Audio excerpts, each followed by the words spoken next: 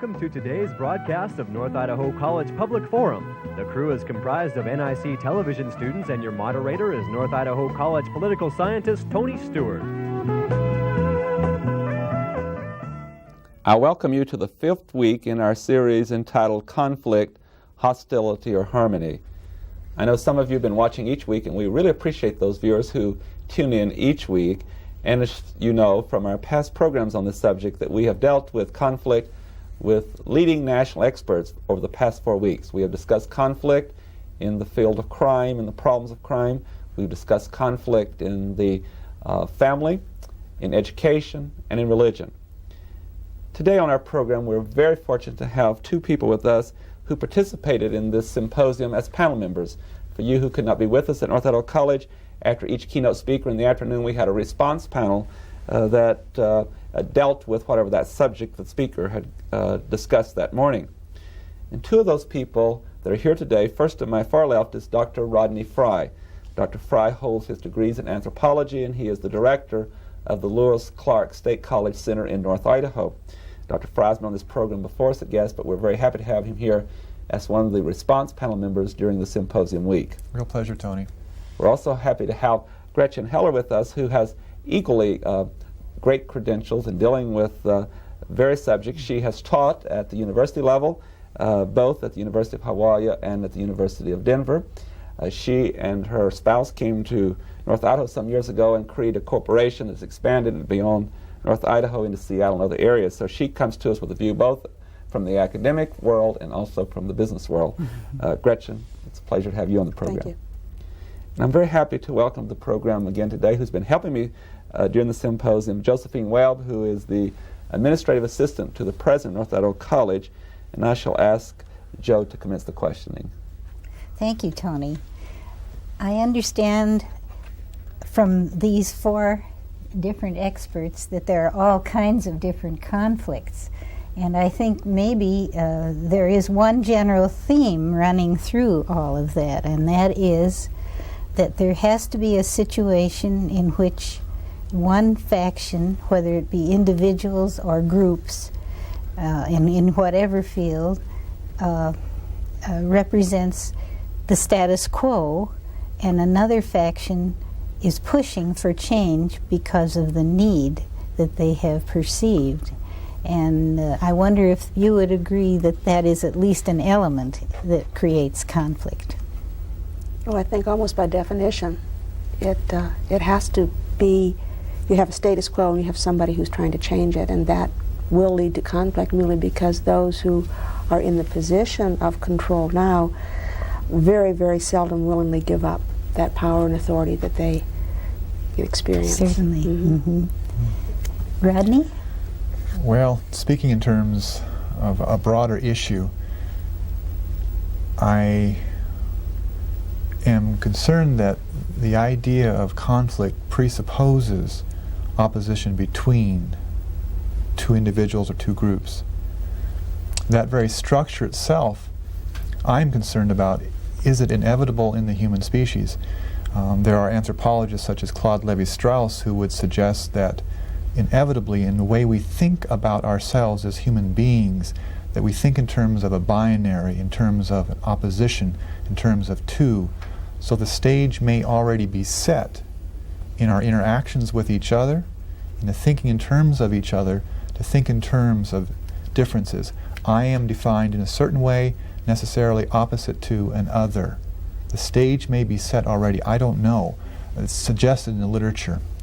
So that with regard to conflict itself, it may be useful to acknowledge that structural presupposition and then go on to talk about different types and levels of conflict. And on a community basis where I'm most concerned, conflict itself may inevitably be vital to the well-being of a community. I'm always thought of that with a particular expressed view as represented in a particular group, that it's important to have its counterpart, its opposite, that may be in the tension between the two groups, that a synthesis, a compromise, a common ground can be arrived at, and thus movement in a positive direction for the benefit of the community.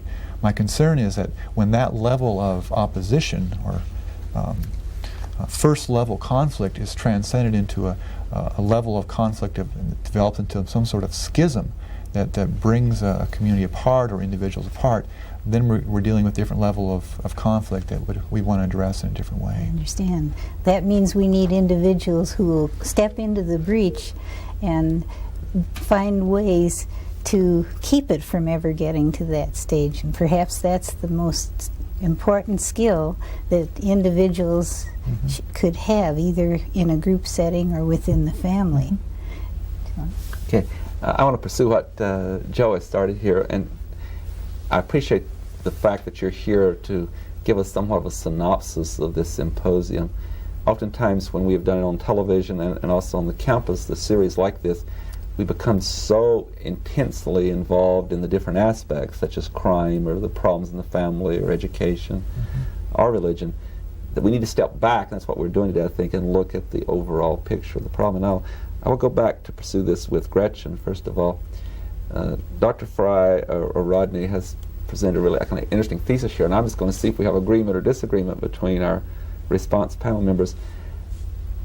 I hear Rodney saying, Gretchen, that maybe we have some confusion in our language on what conflict even is. How do you perceive? Do you perceive that conflict is one in which it has to be a head-on, we're battling to see whether our position prevails or the opposite position, or is it one in which I have to win and you have to lose? Well, I think you're saying two things. I think, for example, it probably is a battling. I do believe that, especially if we're going to stay within the whole idea of Western culture, which is binary. We're not going to go into Eastern philosophy here where we don't have to be binary. But I think that there is conflict by definition means that you want something that somebody else has, vice versa, be it an economic good, be it the primacy of your ideas, or what have you. Now, whether there is a winner or a loser, I think, is another level of questioning. For example, you can have conflict that results in a synthesis. Okay, you can have a conflict that results in the defeat of one party or another, or somewhere in between. Or you could have conflict situation where in both cases a conflict is so powerful that both sides decide to define it as irrelevant and just move away from the whole arena. So different questions. Yes. Rodney, would you agree that, at least in our society, in the Western society, that that's basically how conflict operates? In terms of? That there, what Gretchen is saying is that it appears that by definition, she's suggesting, and I think that I was too, that when conflict arises, it arises because we're not in agreement. And that usually that means, does it not, that I want something that you may want, we both can't have it, or maybe we can compromise, or it may deal with power, who gets power. Sure. There's a lot of different components here. And I would agree with that. In Western civilization, not referring to Eastern philosophy, not only is there perhaps a binary assumption operation, but maybe a competitive model which assumes a win-loss situation. And so we take that competitive model where there are limited perceived rewards for our activities, and with those limited rewards, the groups would buy then for those gains, whether it be in terms of monetary, whether it be in terms of relationship, whether it be in terms of children, access to education. There's limited resources out there, and so you would have a competitive model presupposed on the situation. Whether that's in fact true or not is the question. I think we might want to explore that more fully at some point too. But I think it can be a very frustrating model because it assumes a win-loss situation. Yes. I'm going to get another area, and then we'll go back to Joe, and then I'm going to come back later in the program. I'm kind of holding off in the program, if you don't mind, about dealing with conflict resolution. I think that's the second part of today's program. But I have another question that's a partial bridge to that. Before the show, we were sitting and talking. That's an advantage we have. Oftentimes, the viewers don't see that part. I asked you a question. I was kind of hinting at that I might do that on the program. You hear in some communities the statement made or a description of that community, but that community is quite void of lots of conflict. I mean, there's quite a harmonious community, and those individuals will compliment themselves for saying that we do not have a lot of conflict. Other communities, and usually those are communities that are growing, and there is a disagreement between those who are natives of the community versus those who have moved in, tremendous amount of conflict. And I'm asking for a value judgment. I'll start with Gretchen again. Is one of those systems better than the other one?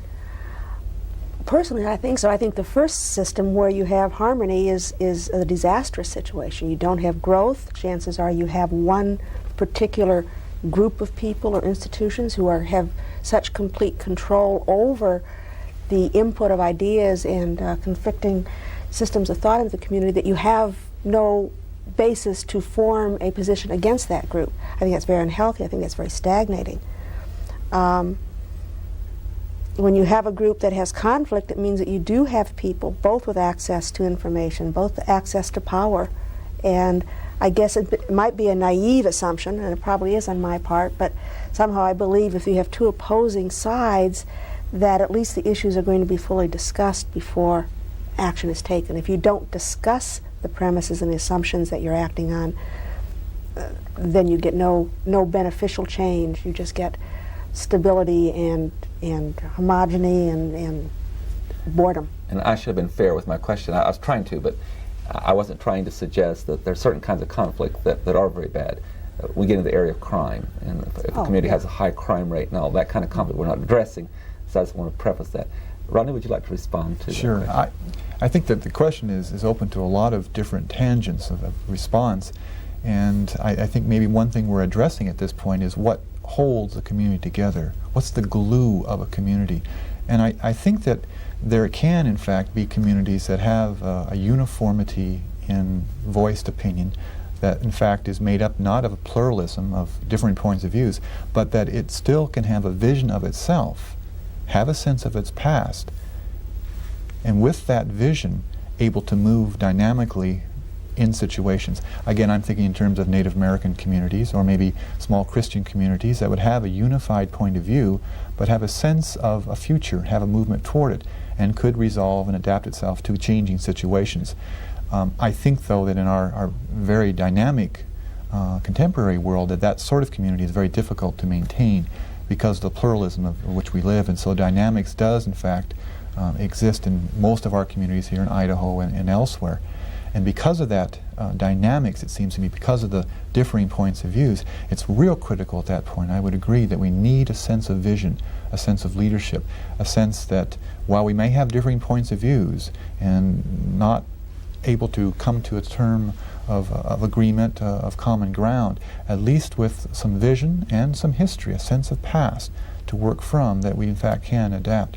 But it takes that sort of the vision, it seems to me, a sense of a dream of a future, not necessarily shared by all individuals, but nevertheless able to give individual members of that community a sense of self-esteem, a sense of place, that I'm not going to be threatened by someone else's point of view, that I have a dream of something that I can become, and I can be fulfilled within this community.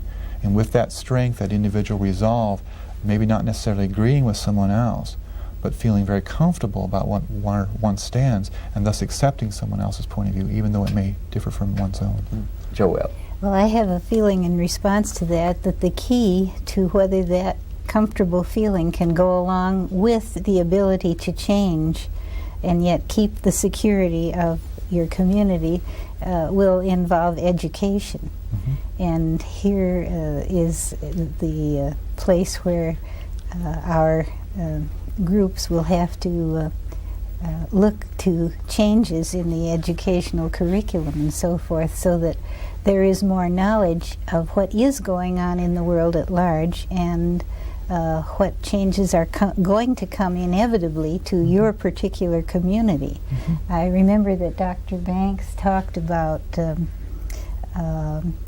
fact that there is conflict that is constructive. And indeed, if you have people who have enough breadth of knowledge so that they can look at other points of view that they may not originally agree with or may not end up with agreeing with, but could accommodate, versus dysfunctional conflict, which is more than just crime. There can be conflict, as we've seen in our own society sometimes, where the sides get so separated that there is no real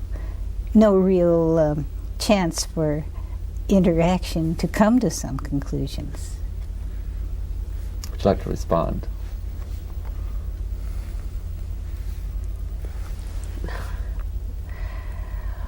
I don't think that conflict is dysfunctional, by definition. I think that's what you're saying. I hear again, and disturbs me a little bit, we keep talking about the necessity of the educational institution to take the lead role, and I do worry about how much we expect our educational system to do. The educational system is just part of the larger community, and if the educational system unfortunately gets out too far ahead, and I put that in quotes, of the local community, the educational system will not be allowed to serve that role. I mean, we have seen over and over again when a school system has introduced something of controversy that many times the community slaps it down. And I'm not talking just about textbooks, I'm talking about, go back to creationism and evolution, go back to a situation where a school system may decide that, well, gee, with all that's going on in the Middle East, what we ought to have is a comparative religion course in the high school, and we ought to teach what the tenets of Islam is, what Taoism is, what Hinduism is, etc. It would be interesting to see what would happen if someone took that position, which I think, in this community, which I think is a subject matter that should be addressed. I mean, after all, this is an important area, I think, in many people's lives. And I would say that the school system, without the social support of the belief that it's necessary to address this issue, and that would come from the political leaders, the religious leaders in particular, the school system is not going to be able to serve that role. I would agree. It has to have that vision you talked about earlier in the community. Because if it doesn't happen, what we end up doing is blaming the school system, and that's... Whom are we looking to lead us? Who are the people who will help create that vision? Rodney? I wouldn't want the school district to be a battleground.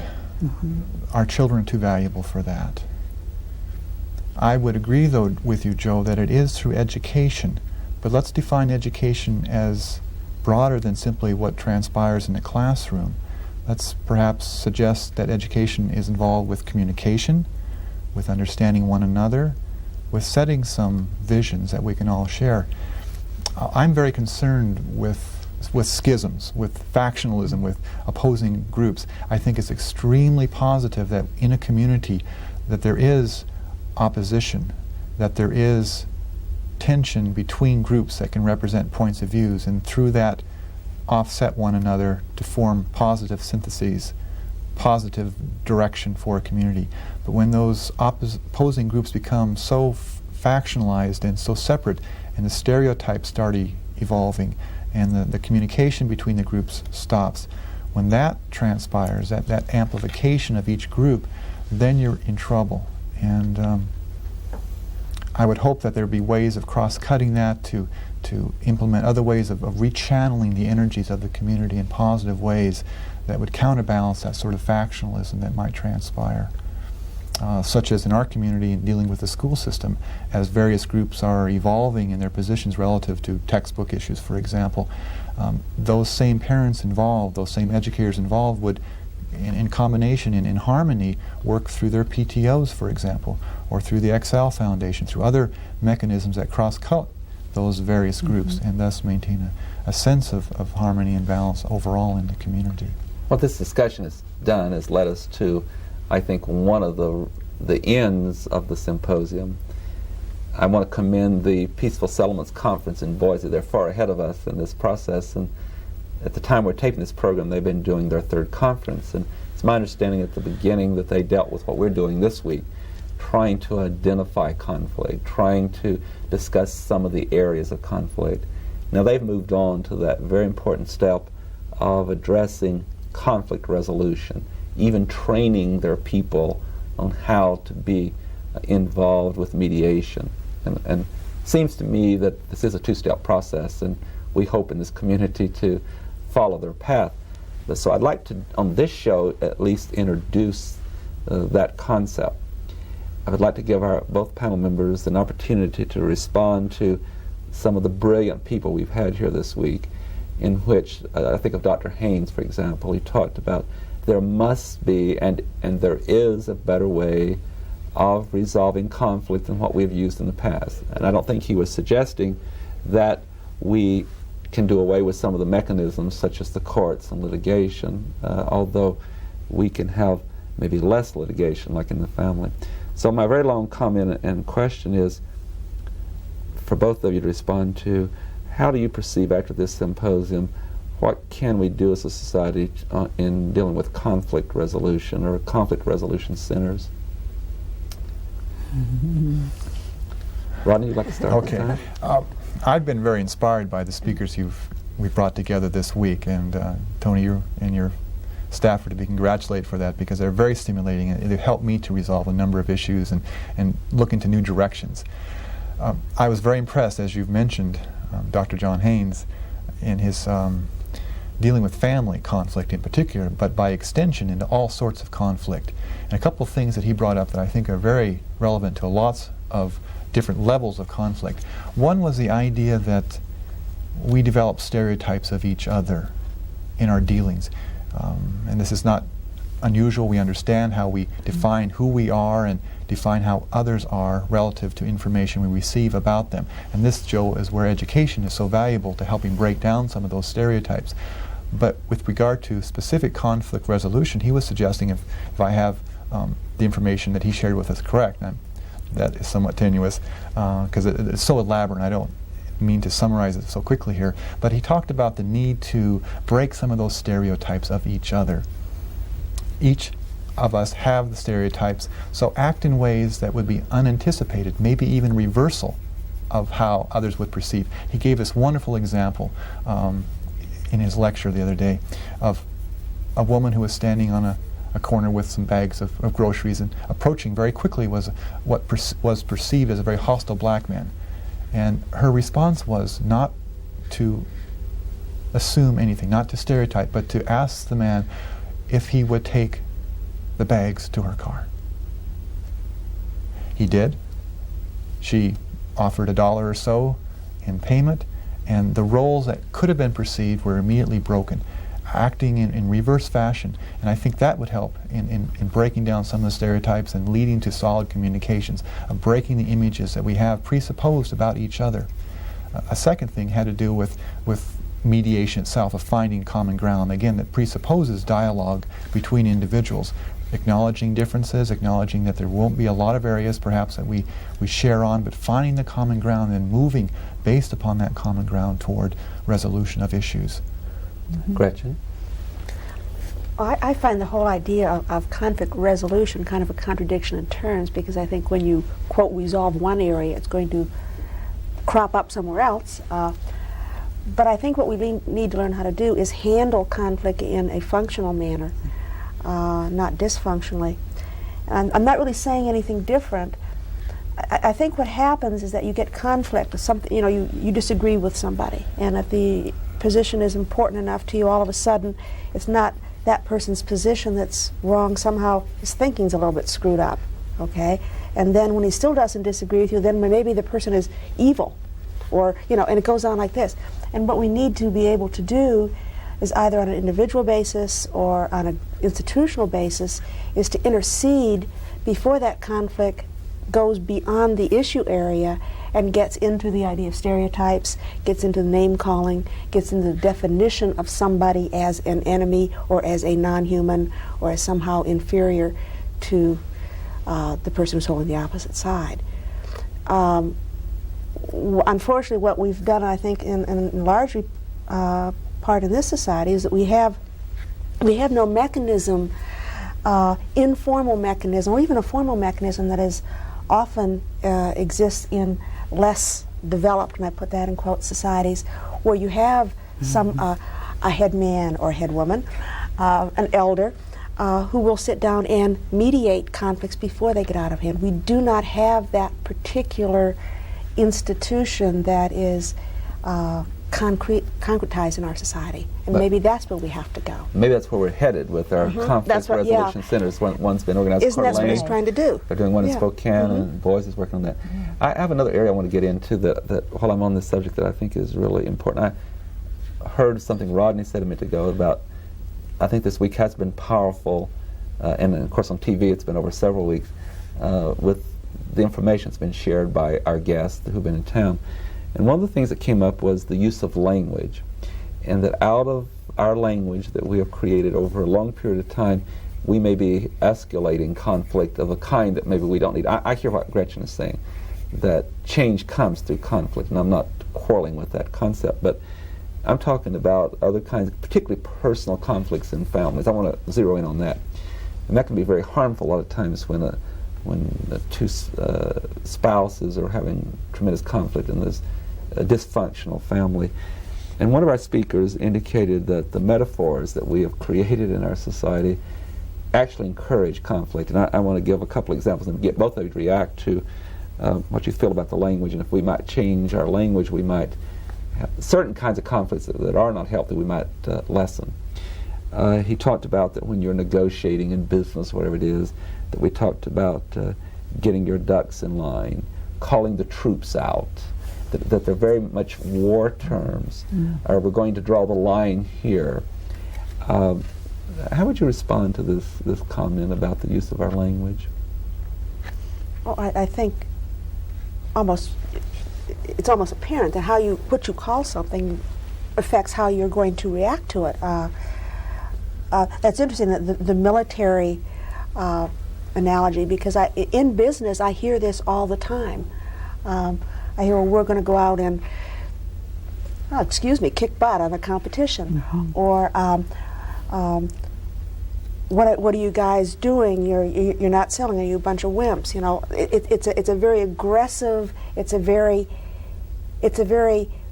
we have to win, and in order for us to win, we have to beat you.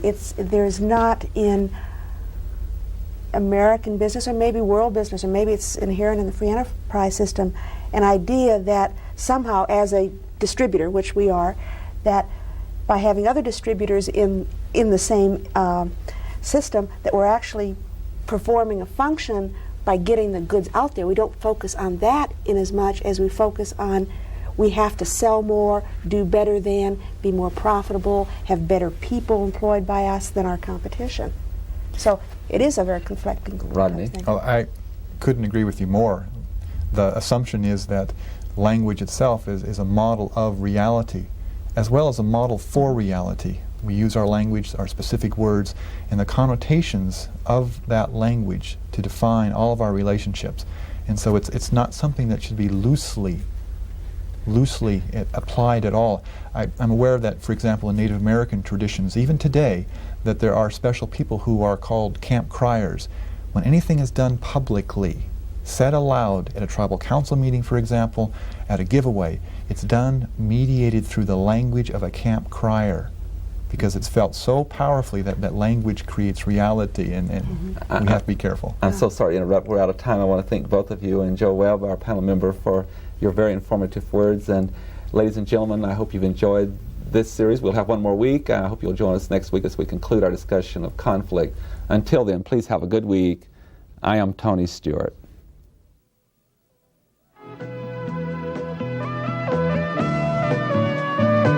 North Idaho College Public Forum can be seen at the same time each week over this station. This production was videotaped earlier by an NIC student crew for viewing at this more appropriate time.